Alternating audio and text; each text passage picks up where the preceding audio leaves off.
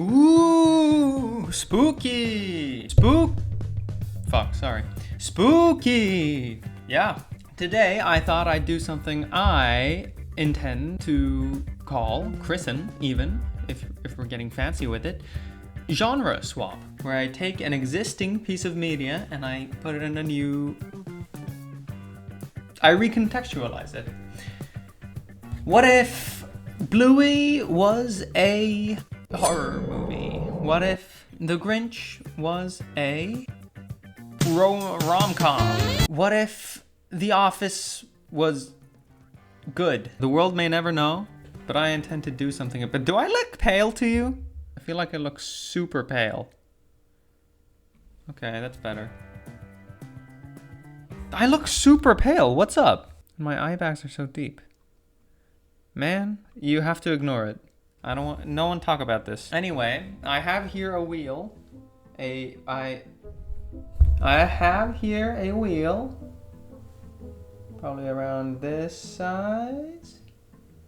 And I'm gonna spin it. It's a wheel of media. Wow, it's Sonic the Hedgehog. Second wheel, 2 wheels for the price of 1. It's a genre wheel. It's maybe this big, slightly smaller, I guess. And let's spin it. Oh, it's spinning. Zombie show. Wow. What a pair. Is this a safe space? Can I be honest with you right now? The wheels are a sham. I'm sorry, the wheels are a sham. The fates had no hand in the decision of what would be created today. It was all my doing. What happened is, let's play the time lapse. What happened is I was drawing a sketch of Mr. Dr. Evil Eggman. Did you know Dr. Eggman has a doctorate in evil, according to the lore? Well, according to the lore of something, in the movie apparently he has a doctorate of psychology. But in the games he has a doctorate of being evil, I guess. So I don't know where you go to school to learn that. Harvard, maybe? Sorry. What happened is I started drawing Dr. Eggman, and then I was like, let's MCUify him, and I gave him a minigun. And then I just got a little bit carried away, and I finished the time lapse, and I just kept going. I was unstoppable. They tried to stop me, actually. A bunch of FBI agents came to my house and killed my dog, and there was a whole thing that happened after that. 4 movies about it. But I just kept going, and I ended up with this. Whoa. This. And I thought it was pretty cool. I thought it was pretty fun, and it encouraged me to consider an apocalyptic scenario in which Sonic is actually an evil creature. And I sort of kept building on and on, and I ended up going down the lane of Sonic, zombie apocalypse something.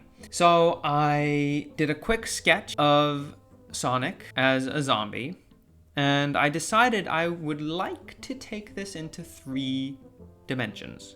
And I have only ever made one thing in Blender, and it was a donut. And then I copy pasted it and put some more donuts in there, and then it was a whole thing. There was a video about it. But I decided that I would, with my oodles of experience, I would take all that and pile it onto Sonic the Hedgehog. And I started off doing my best. I did my best. That, you can say that. And then I decided, you know what, this sucks. So I deleted it and started over. Just kidding. Ha! That's another lie. Lie counter. That's 2 lies so far. I did something and the program crashed and I lost all my progress. I lost all my progress, and I decided, what the hell? Let's start over. And I did, and then it went a lot better the second time around.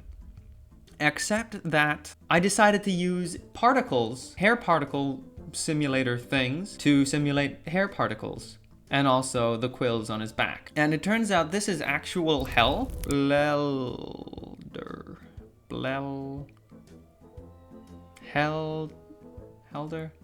Blender? I can't think of a single pun involving the Blender world? Like Underworld? That's all I got. If you've got something better, don't hesitate to absolutely embarrass me. Show me up in the comments with a better pun. But Blender world, that's all I got. Fuck, what was I talking about? Oh yeah, it's awful. Here are some thoughts from past me while I was doing it, while I was in the process of fucking around with the hair particles in Blender.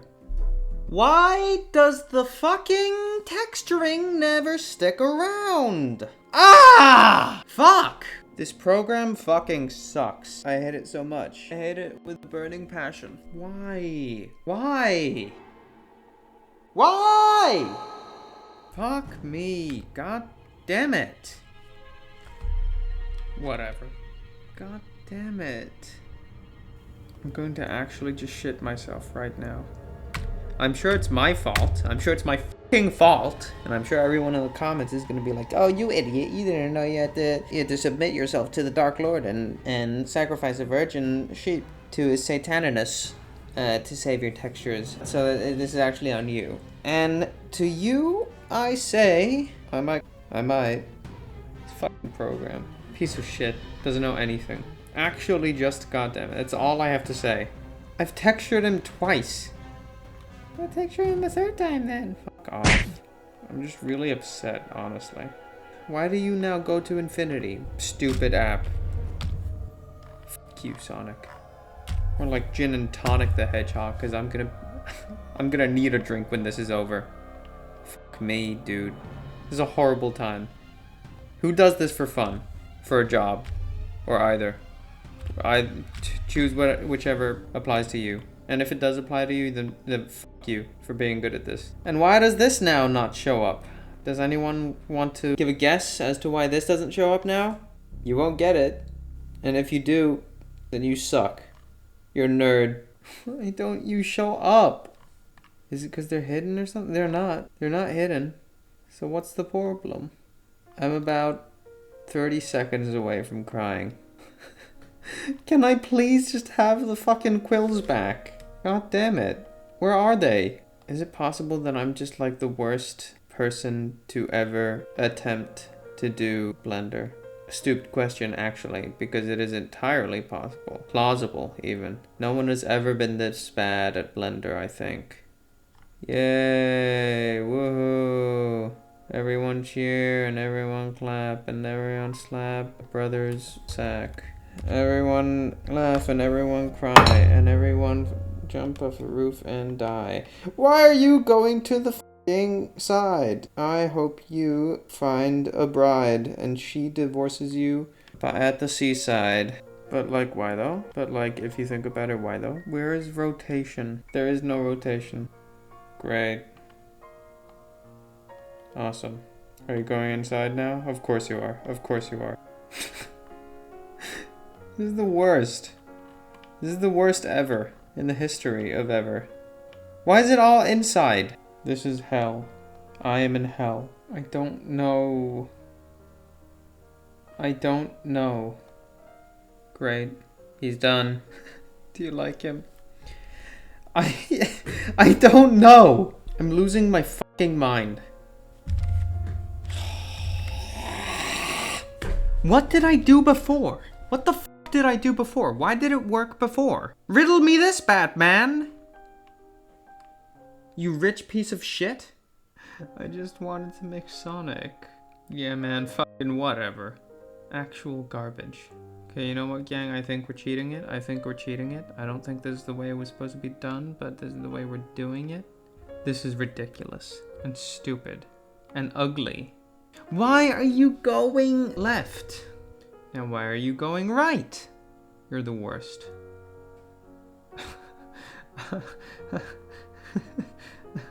I don't... Fuck. I don't... I'm not even... I'm actually going to cry. I'm actually going to cry right now. Fucking god damn it. This is rubbish. This is rubbish. Fuck you, Sonic. I hope no one ever loves you ever again. Why are all of your quills inside your body? Just actually go fuck yourself. Oh, and I got an ad. I got an ad on a YouTube video, and that is the last thing Oh, 2 ads in a row. That's wonderful. And it's 30 seconds long, and no skip button. That's so fun. That's so fun and cool. This is gonna drive me over the edge. Why? Literally, that worked 10 seconds ago. There's something deeply, inherently wrong with you.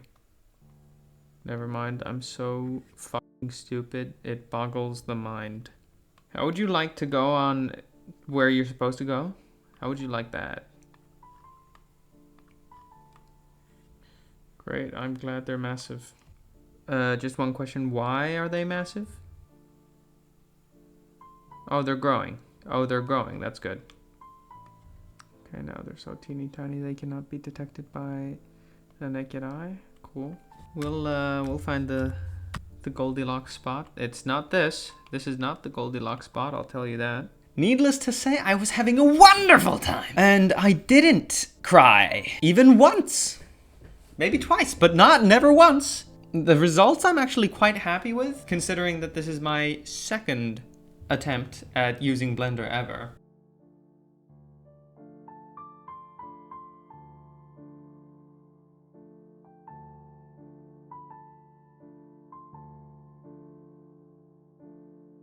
I feel like this is as conclusions to videos go, I feel like this is a rather boring one, right? So what I'm gonna do is, I'm gonna do like a final illustration of this concept, and I'm gonna tell you a bit of a story. So feel free to stick around, or if you hate me and my family and want me to feel sad for evermore, you can just skip to the result, which I'll put here, I guess.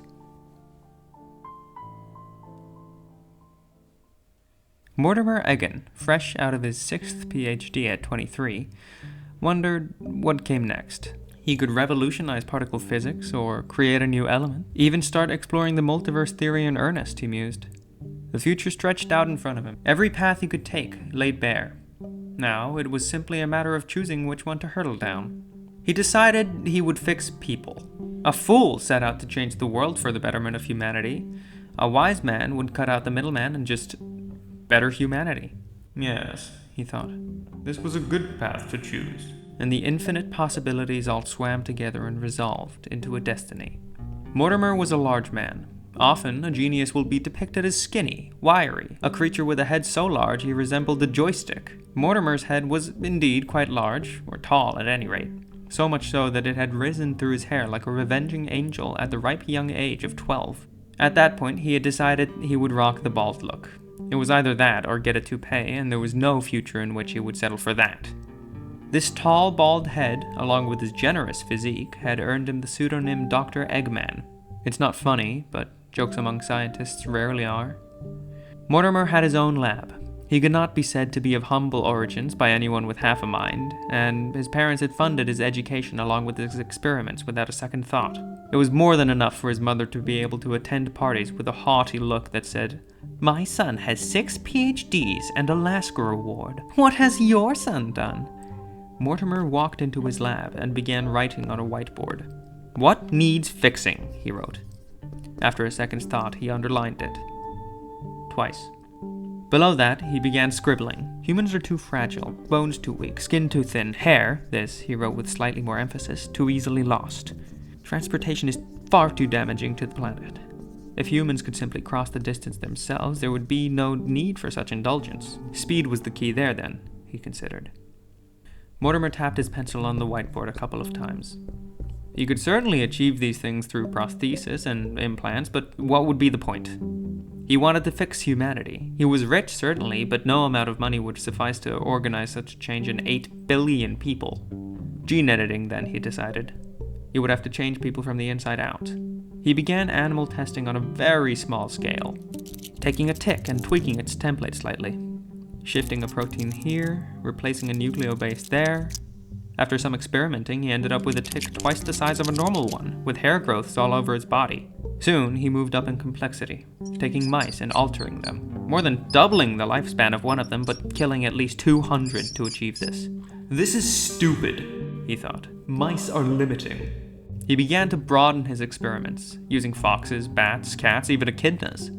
But he was making little progress until, finally, he achieved a breakthrough on a hedgehog. The creature was odd, barely resembling a hedgehog at this point. It was about the size of a very large terrier. Some odd side effect in its creation had left it a grayish blue. The testing had shown it to be very promising. Its twisted anatomy seemed to suggest it would be able to easily outpace a cheetah, and at a mere fraction of the energy cost. If he could provoke the same effect in humans, he would be home and dry. It crouched in its cage, intelligent eyes watching Mortimer. It creeped him out. Well, we shall have to see what is in your head, he said, trying to sound cheerful. Then he felt stupid for doing so. The creature couldn't understand him. He shook his head. No wonder mad genius was such a common trope. Anyone would consider him rather strange if they saw him talking to a hedgehog. Good thing I'm exactly as sane as I've always been, he said. Then he laughed. He wheeled the cage into an elevator that took him down several floors. Then he went down a hallway through a series of locked doors and entered a small room with wires hanging from a tube in the ceiling that led to a large window in the wall. Through the window, if you were close enough to see through the one-way glass, you could see a smaller room with several computers and miscellaneous tech in it. Dr. Eggman wheeled the creature into the room and picked up a couple of wires.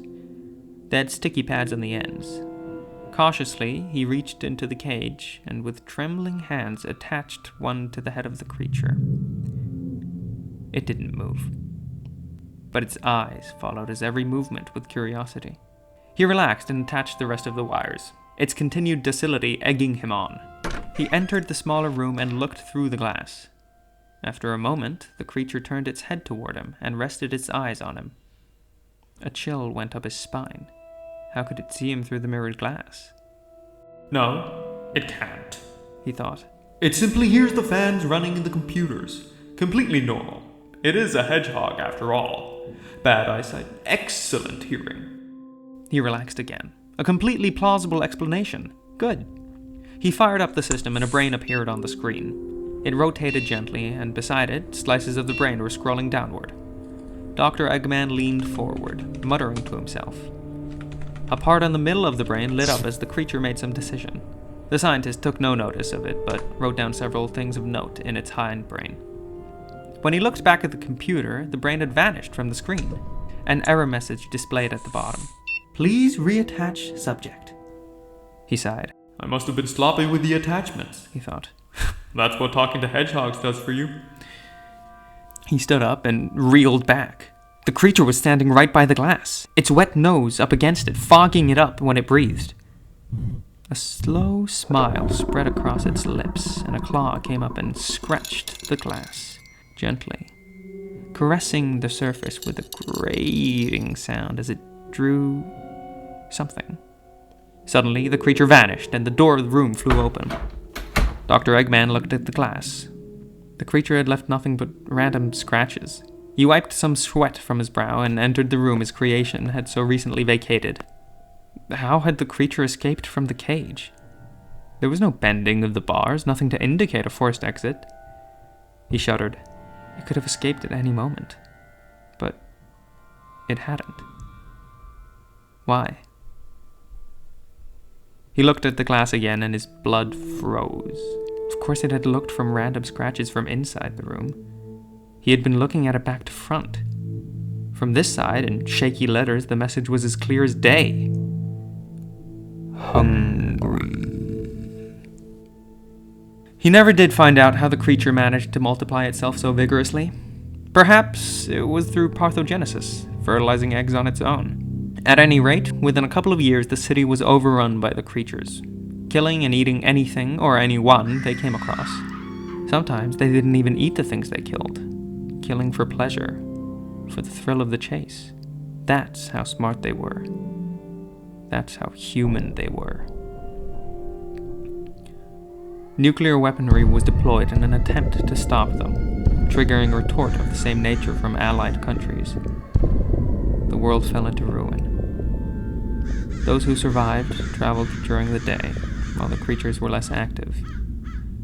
Mostly, though, they stayed inside, hoping against hope the hedgehogs would not find them. Hope is a wonderful thing, but it never stopped the hedgehogs.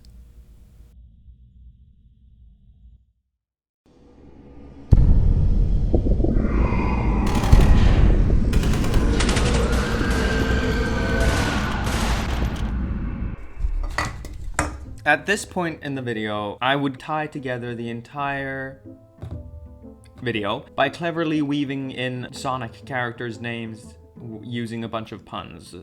But I'm too dumb to do that, and the only one I can think of is that the story I told was a Tales for the Ages, and that's not funny at all.